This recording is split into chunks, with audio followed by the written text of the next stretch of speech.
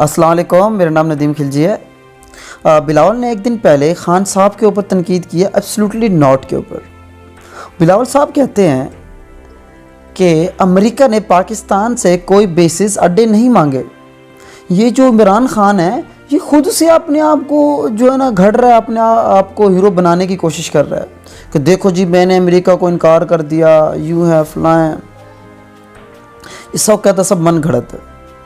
आगे से बिलावल कहते हैं, मज़ीद इरशाद फरमाते हैं कि वो तो हम थे, वो तो हमारा टिनोर था, वो तो हमारा दौर हुकूमत था जब हमने अमेरिका को अड्डे देने से इनकार कर दिया था। अब मुझे नहीं पता अब ये कौन से टिनोर की बात कर रहे हैं, कब उन्होंने अड्डे देने से इनकार कर दिया है।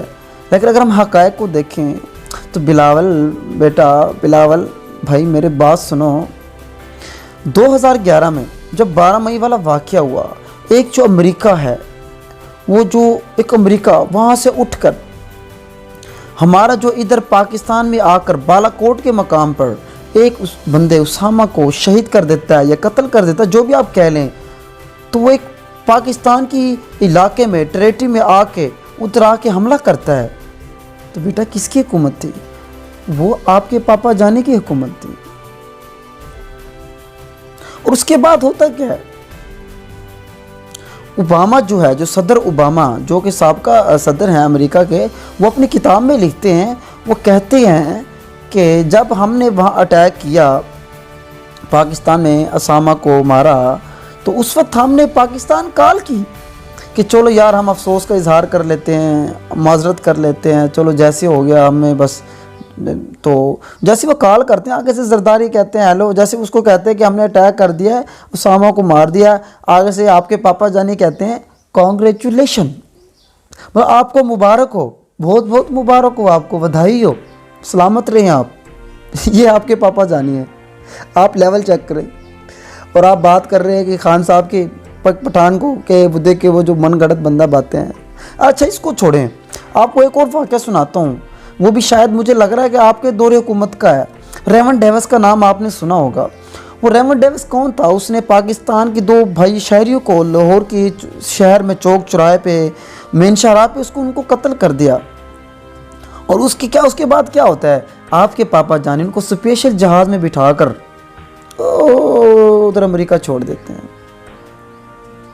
उधर छोड़ आते हैं। और आप बात कर रहे हो एब्सोल्युटली नॉट की। आपको पता भी है कि नॉट क्या होता है? एब्सोल्युटली को छोड़ दें, आपको पता ही नहीं है ये नॉन भी क्या होता है, एब्सोल्युटली नॉट।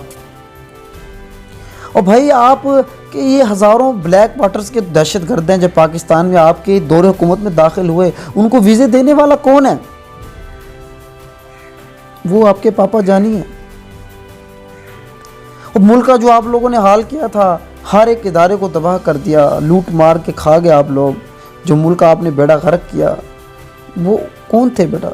वो आपके पापा जानी थे। तो भाई बिलावल मेरी आपसे गुजारिश ये है, मैं आपसे रिक्वेस्ट करता हूँ, आप लोगों को जो माटो है रोटी कपड़ा मकान, तो आप उस पर बात करो ना। ये जो कौमी लेवल पे बात करना, खुददारी और गैरत की बातें करना, एब्सोल्युटली नॉट वाली बातें करना, ये आपको जेब नहीं देती, ये आपका लेवल ही नहीं है। आप लोगों को हमने एक सिंध दे दिया है, तो आप यार सिंध में रहें, वहाँ पे फोकस करें, वहाँ का जो कचरा है कराची का उसको साफ़ करें, गलियाँ हैं वहाँ को उसको साफ़ करें, नालियाँ साफ़ करें, वहाँ करवाएं। ये वहाँ के आप काम करें, वहाँ रोटी कपड़े मकान की आप फिक्र करें, वो भी एक अच्छा नारा है, वो भी नेक काम है। तो आप इन मामला पे क्यों टांग अड़ाते हो? तो मुझे वो एक आपकी जो भुट्टू है, कोई दुआ भुट्टू है क्या, उसका मुझे एक वो बात याद आ गई है। वो कहती हैं कि भैंस के पीछे भैंस के आगे जो है ना सूंड लगाने से कोई भैंस जो है ना हाथी नहीं बन जाती, भैंस भैंस ही रहती है। तो बिलावल साहब आप जरदारी हैं, आप जरदारी ही रहेंगे, आप भुट्टू नहीं बन सकते। तो ये अपने जो है ना, ये जो ढंढोरा आपने पीटा हुआ है भुट्टू बनने का, तो बराए मेहरबानी आप जरदारी के बैठे हैं, आप सिर्फ जरदारी, तो आप जरदारी हैं मेरा, आप कोई हाथी नहीं बन सकते। अगर आप ऐसी वीडियोस देखना चाहते हैं तो मेरे चैनल को ज़रूर सब्सक्राइब करें और बेल आइकॉन को भी प्रेस कर दें। शुक्रिया, अल्लाह हाफ़िज़।